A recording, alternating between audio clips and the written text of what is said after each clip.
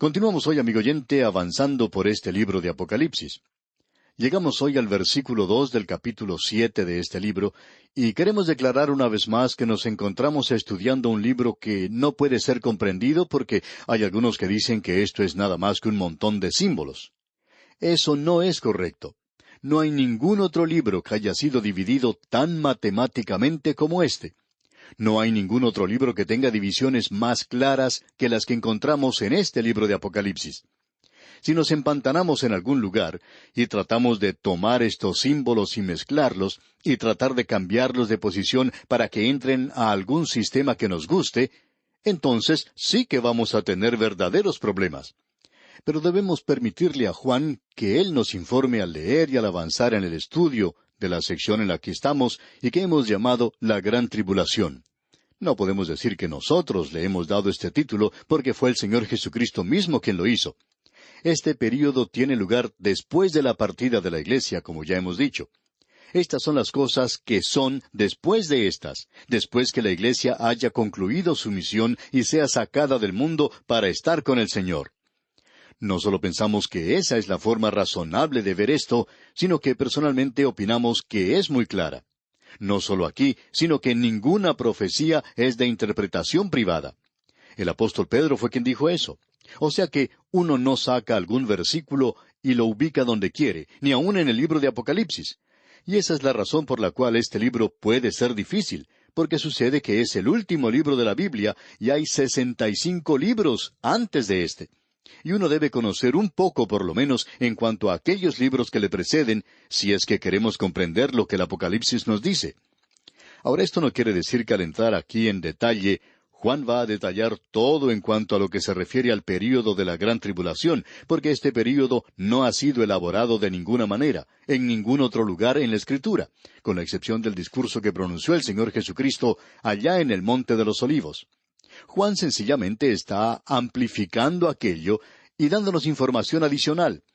Lo que él dice está basado en el Señor Jesucristo y lo que él tuvo que decir.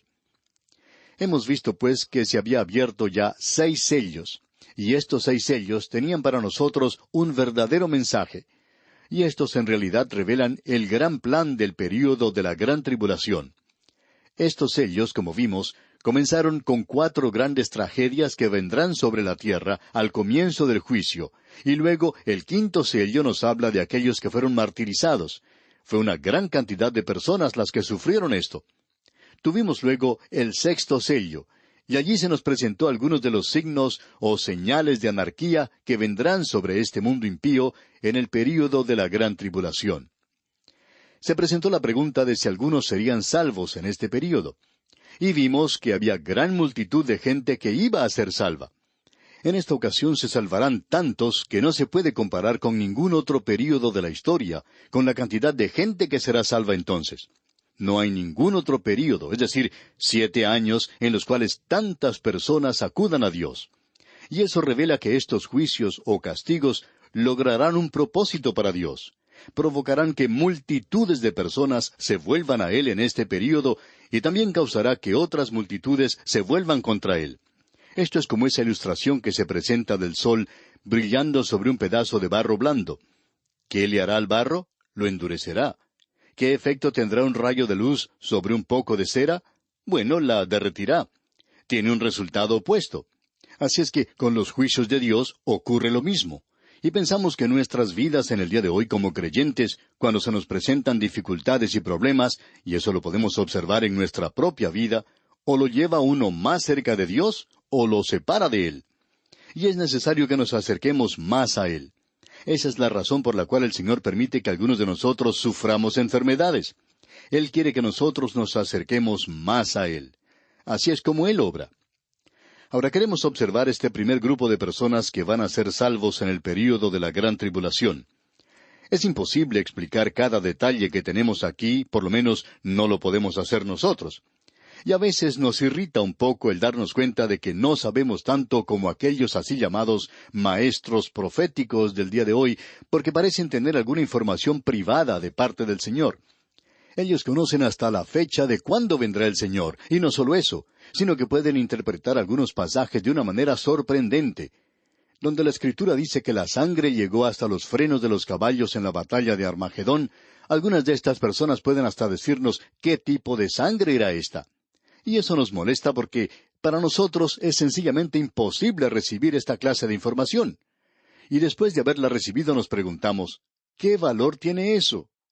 La Iglesia debería comprender claramente que hemos sido librados de pasar a través de este período. En el Evangelio según San Juan, capítulo 5, versículo 24, el Señor Jesucristo dijo, de cierto os digo, el que oye mi palabra y crea al que me envió, tiene, en este instante, vida eterna, y no vendrá a condenación, en el juicio de la gran tribulación. Nosotros no vamos a pasar por eso. Él lo presentó claramente a la iglesia de Filadelfia. En Apocalipsis capítulo 3, versículo 10, leemos, por cuanto has guardado la palabra de mi paciencia, yo también te guardaré de la hora de la prueba. Él dijo que los libraría de esa hora. ¿De cuál hora? De lo que Él está hablando en este momento. Amigo oyente, si nosotros sencillamente permitiéramos que la Escritura hablara por sí misma. Bueno, vamos a dejar que hable por ella misma porque ya hemos hablado demasiado nosotros y no hemos leído nada del pasaje que vamos a considerar.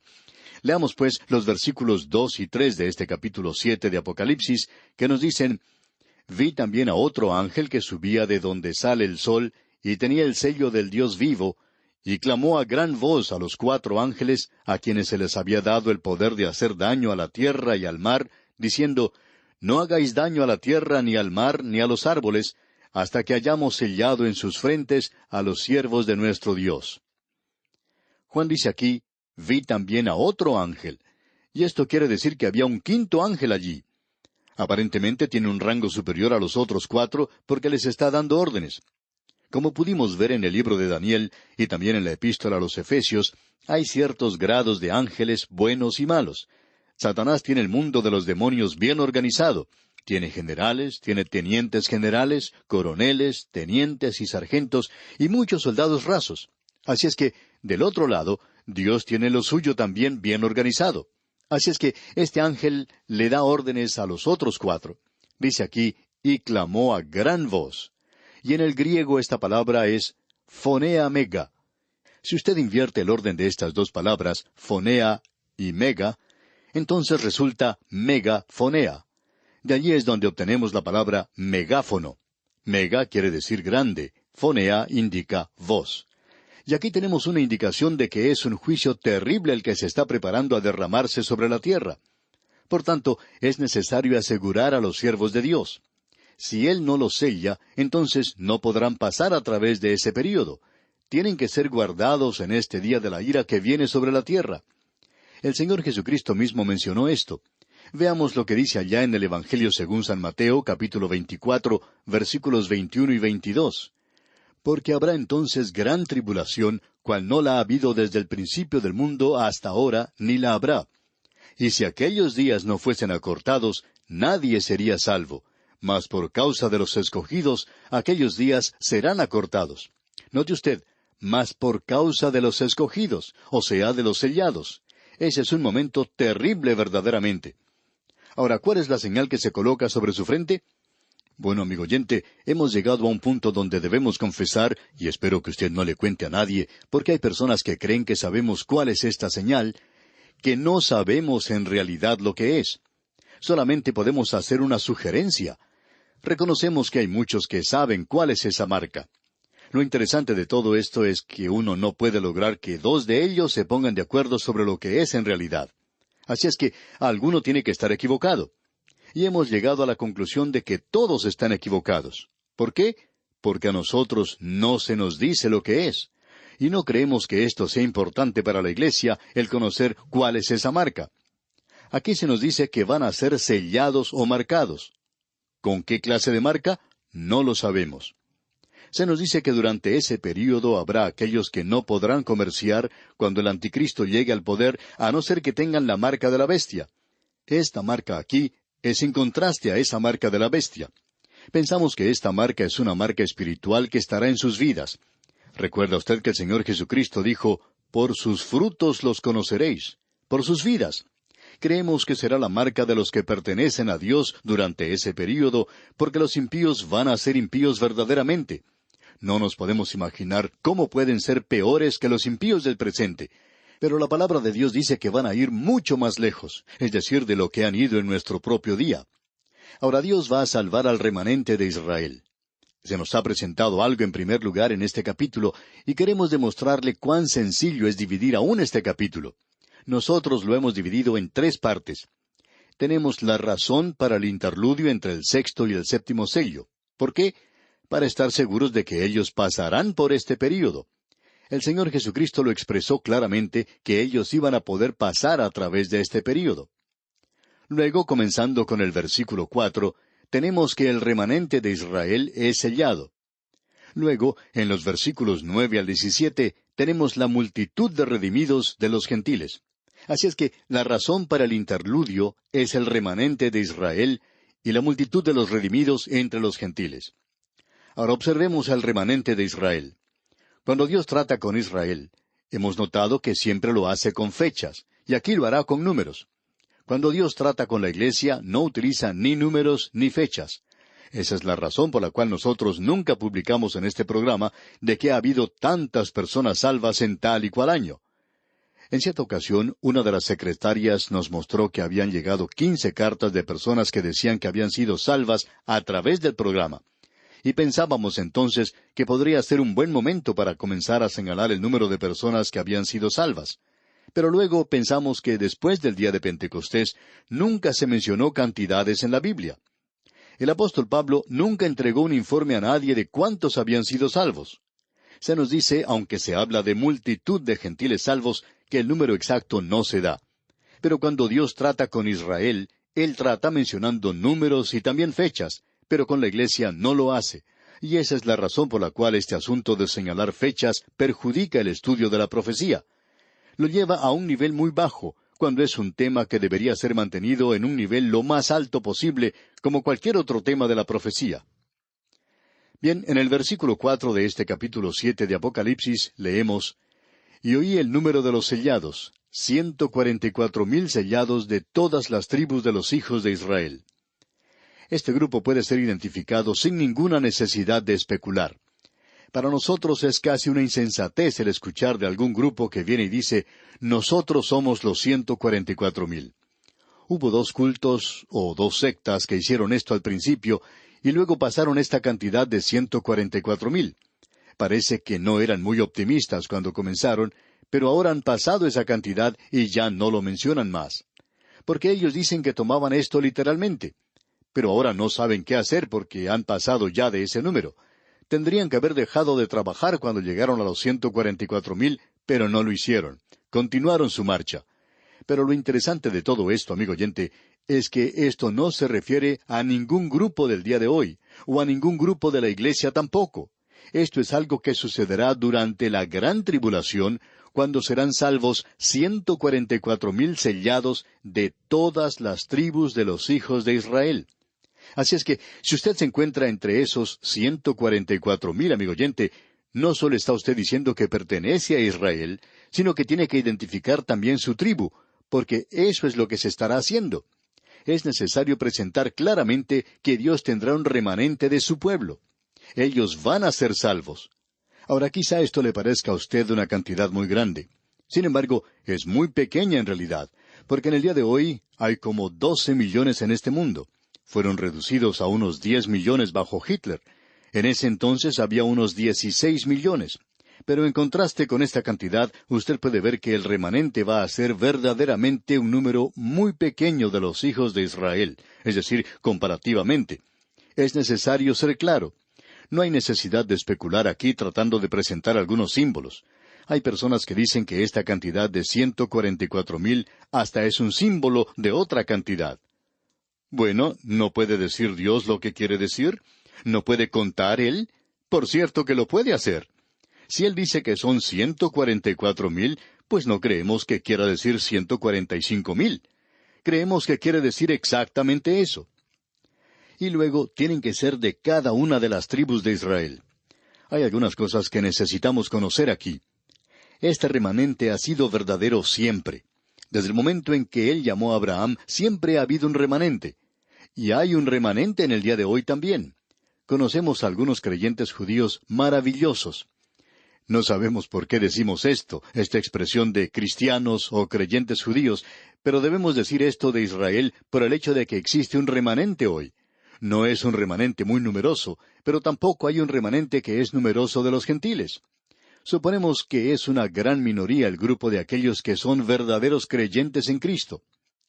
El apóstol Pablo dice en su epístola a los Romanos capítulo 9 versículo 8, esto es, no los que son hijos según la carne son los hijos de Dios, sino que los que son hijos según la promesa son contados como descendientes. Y eso es cierto en el día de hoy. En Romanos capítulo 11 versículos 4 y 5 dice, pero, ¿qué le dice la divina respuesta? Me he reservado 7,000 hombres que no han doblado la rodilla delante de Baal. Así también, aún en este tiempo ha quedado un remanente escogido por gracia. El apóstol Pablo dijo que en su día había un remanente que estaba en la iglesia. Hoy hay un remanente que está en la iglesia y solamente un remanente de los gentiles. Ahora, durante la gran tribulación se nos presenta aquí una cantidad del remanente. Se nos dice aquí que ellos van a testificar en el período de la gran tribulación. El Señor Jesucristo dijo allá en Mateo capítulo 24 versículo 14, y será predicado este evangelio del reino en todo el mundo para testimonio a todas las naciones, y entonces vendrá el fin. Él estaba hablando aquí del período de la gran tribulación y del evangelio del reino. Ahora alguien quizá diga que ese es un evangelio diferente. Por supuesto que no lo es. Dios nunca tuvo sino un solo camino, una sola manera de salvar a los pecadores, y es por medio de la muerte de su Hijo, el Señor Jesucristo. Si usted hubiera tenido la oportunidad de preguntarle a Abel cuando él ofreció ese corderito a Dios, le hubiera usted dicho, Abel, ¿piensas tú que este corderito puede salvarte? Él era un hombre inteligente, y él hubiera contestado, por supuesto que no. Este pequeño cordero está señalando hacia lo que Dios le dijo a mi madre que vendría del linaje de la mujer, alguien que sería el Salvador del mundo. Ese pequeño corderito señalaba eso. Y Juan el Bautista casi se aparta de su papel cuando dijo, He aquí el Cordero de Dios que quita el pecado del mundo. El Evangelio del Reino es el Evangelio de la muerte, sepultura y resurrección de Cristo.